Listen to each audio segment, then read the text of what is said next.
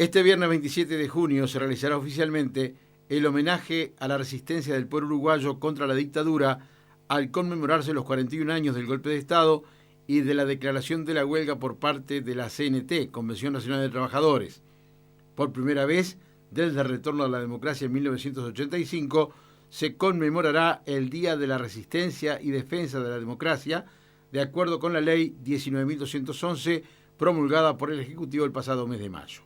La normativa también dispone que el Parlamento y las emisoras del SODRE realicen actividades en memoria de la lucha contra el golpe de Estado del 27 de junio de 1973, liderado por el entonces presidente Juan María Bordaberry y los militares, y la dictadura que se extendió hasta 1985.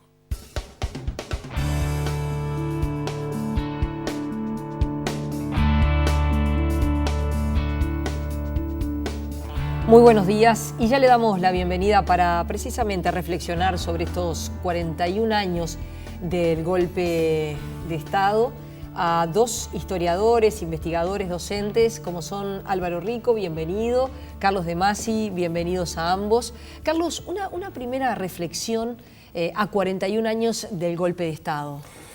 La primera reflexión que me surge así es que si hace 41 años que se produjo el golpe de Estado, la mayoría de los uruguayos vivos no tuvieron la experiencia del golpe de Estado y muchos de ellos ni siquiera tuvieron la experiencia de la dictadura. Y eso me parece nos sitúa en una situación bastante peculiar. Hace unos años hablábamos de la dictadura y todos entendíamos lo que estábamos hablando. En cambio ahora hablar de la dictadura implica para muchos transmitirle también determinados contenidos y determinados conocimientos que la dictadura implica y que para gente de nuestra generación eran obvios, ni siquiera era necesario mencionarlos. Álvaro.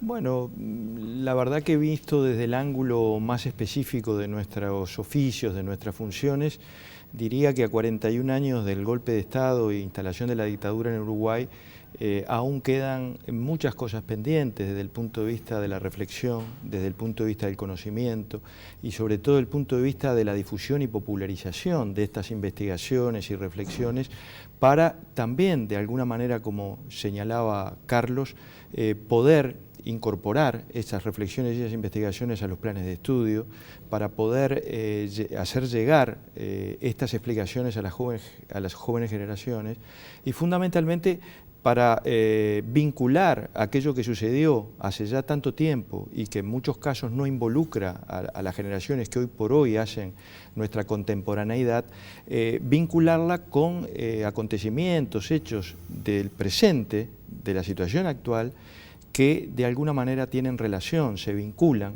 con aquellos sucesos del golpe de Estado y la dictadura. En este momento está vigente, fue aprobado en mayo una ley que llama a un reconocimiento de lo que fue la resistencia del pueblo uruguayo y la actuación del PIT-CNT a partir de la huelga general. ¿Ustedes les parece que estaba esa deuda pendiente? Hay toda una discusión en cuanto a si efectivamente hubo resistencia al golpe o si en realidad no hubo ninguna resistencia. Bueno, depende de, digamos, cómo se sitúe uno. Primero, empezando por el principio, sí creo que es importante que este tipo de acontecimientos sean recordados expresamente. Y una ley no tendría tal vez que ser necesaria, pero tampoco es sobreabundante. Es decir, el reconocimiento institucional es tan importante como el reconocimiento social en este tipo de casos y que el Estado lo reconozca en sí mismo. Después de todo, estamos hablando de un golpe de Estado.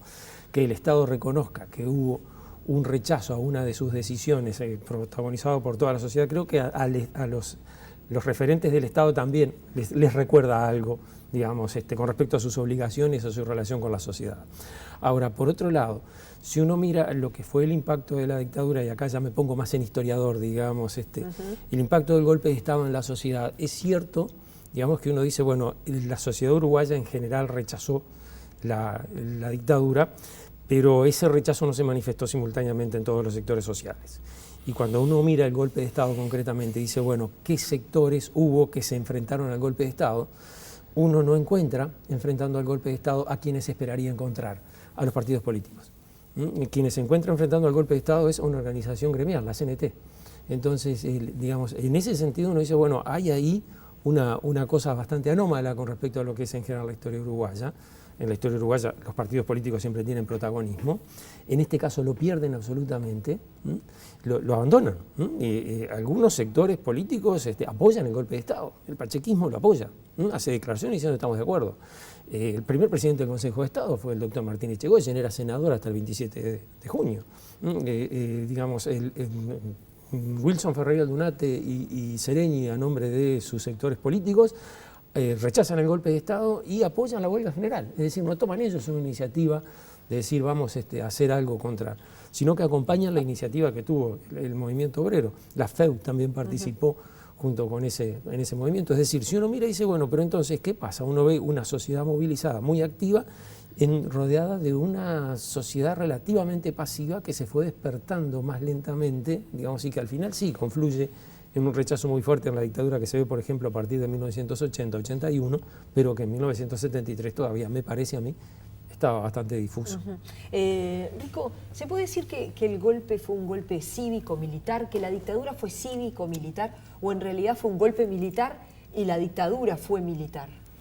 Bueno, ese es un tema en discusión, digamos, de los tantos que hay, quizás más en el campo de la reflexión teórica. En los trabajos que nosotros hemos organizado hace tiempo sobre este periodo histórico, nos inclinamos a resaltar el carácter civil-militar del golpe de Estado y de la dictadura. En este sentido, muchas veces nos hemos amparado en algunas reflexiones de la teoría política clásica que jerarquiza desde hace muchísimos años, cuando analiza fenómenos como los golpes de Estado, en el elemento decisivo que tiene la pregunta ¿quién ejecuta el golpe de Estado? ¿Quién da el golpe de Estado? En el caso del Uruguay es un rasgo distintivo con relación a los golpes de Estado que también se dieron en países limítrofes en aquel periodo histórico.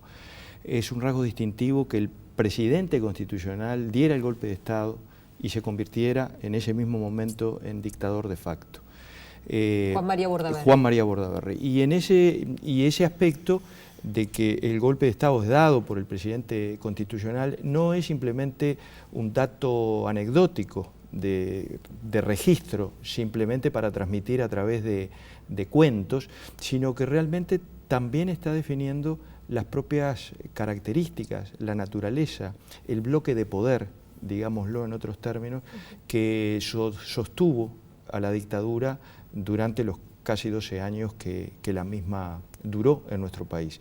Con esto quiero decir que el golpe de Estado dado por el presidente y apoyado por los militares configuraron un bloque de poder conservador, reaccionario, contrarrevolucionario, que no fue exclusivamente para la ejecución del golpe de Estado, sino que fue también para el sostén de todo lo que fue la práctica y el usufructo de un régimen de excepción como fue la dictadura en el país.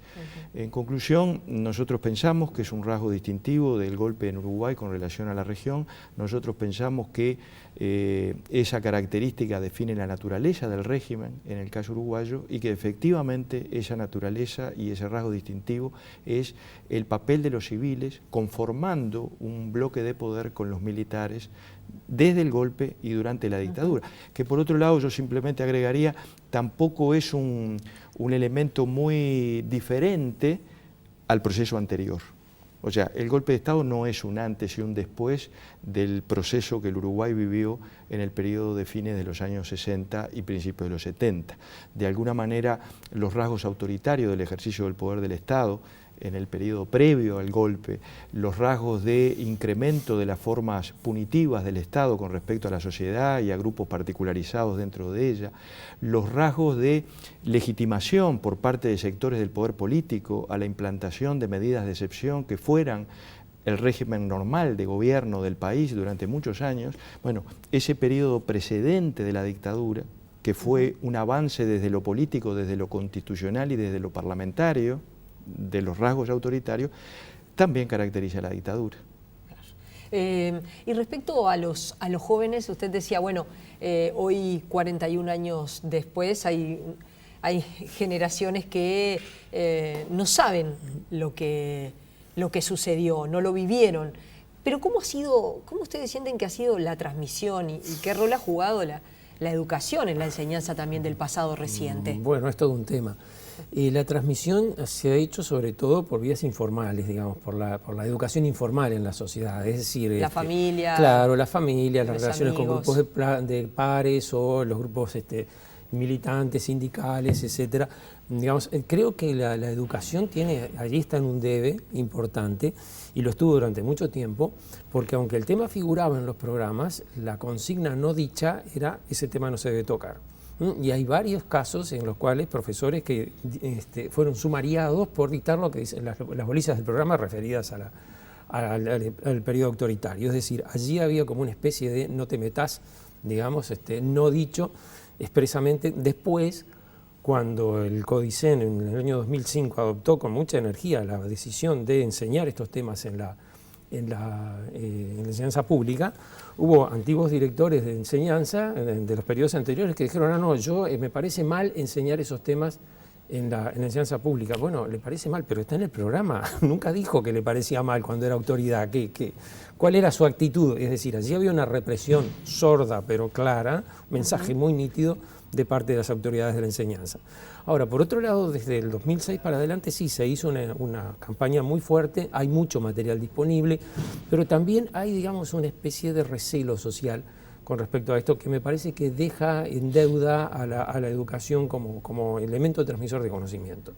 Yo creo que la enseñanza de la dictadura es imprescindible, tiene que formar parte de los programas, tiene que formar parte de la tarea del docente en todos los niveles, no solo en enseñanza secundaria, en determinados años, sino en todos los niveles de la enseñanza. Ahora, tiene que ser hecha con mucha sobriedad y tiene que ser hecha con mucha sensibilidad para percibir cuál es, digamos, la percepción que los alumnos tienen de ese tipo de cosas que los jóvenes tienen, y cuál es, digamos, la vía por la cual uno puede transmitirle este tipo de conocimientos. No es lo mismo lo que era la transmisión en 1985-86, por ejemplo, donde alcanzaba con que uno expusiera determinadas cosas para que ya, digamos, que la transmisión estaba hecha. Acá hay que ser mucho más cuidadoso, mucho más explícito y además mucho más sensible por el feedback con los estudiantes. Yo recuerdo que por resolución del Consejo Directivo Central, en el día de hoy a las 11 de la mañana y a las 7 de la tarde se va a pasar en todas las facultades y centros la grabación de la música militar, del decreto de cierre del Parlamento y los discursos que anunciaron el golpe de Estado hace 41 años, en el marco de otra serie de medidas. Y recuerdo también que desde la universidad iniciamos un trabajo conjunto con la ANEP, el Consejo de Formación y Educación, a los efectos de poder brindar, seguramente a principios del año que viene, un diploma de historia reciente para reforzar lo que señalaba Carlos, aquel esfuerzo que tan significativamente hizo José Pedro Barrán cuando, siendo vicepresidente del CODICEN, orientó de alguna manera esta importancia de la enseñanza de la historia reciente en secundaria. Bueno, retomar aquello, reforzarlo y proponer a partir de un diploma dirigido a docentes del sistema público de enseñanza la transmisión de este periodo histórico y la reflexión que sobre el mismo hay a nivel teórico. ¿Qué cuenta pendiente tiene la democracia con ese pasado? En una respuesta breve. Me lo preguntás en singular y me pedís una respuesta breve. Te mato. Sí, realmente. En principio me da la impresión de que la cuenta pendiente mayor que tiene es de no haber limpiado el pasado. Es decir, Álvaro decía recién, el golpe de Estado instaló una dictadura que en los hechos no representó una ruptura con respecto a lo que venía siendo anteriormente. En 1985 se instaló un régimen democrático. En algunas dimensiones era clarísima la ruptura, digamos, uno podía comprar en el kiosco el diario que quería, podía escuchar en la radio a la persona que entrevistaran sin ningún tipo de censura, pero en otros hubo la continuación de ciertas formas represivas y ciertas formas de control sobre la sociedad, que hubiera sido un buen mensaje de la democracia mostrar que eso ya no existía más y ya se había cortado.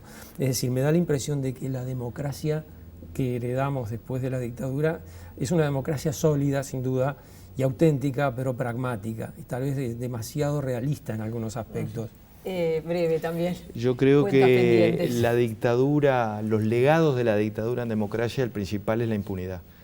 Yo creo que esta es una democracia que se configura políticamente sólida y con reglas de juego firmes, pero desde el punto de vista cultural, desde el punto de vista de los valores, desde el punto de vista del relacionamiento interpersonal, está construida sobre la base de la impunidad a quienes violaron los derechos humanos y cometieron crímenes de lesa humanidad en el periodo de la dictadura. Entonces yo creo que la dictadura en democracia, para forzar de alguna manera la expresión, el legado es hoy por hoy la impunidad.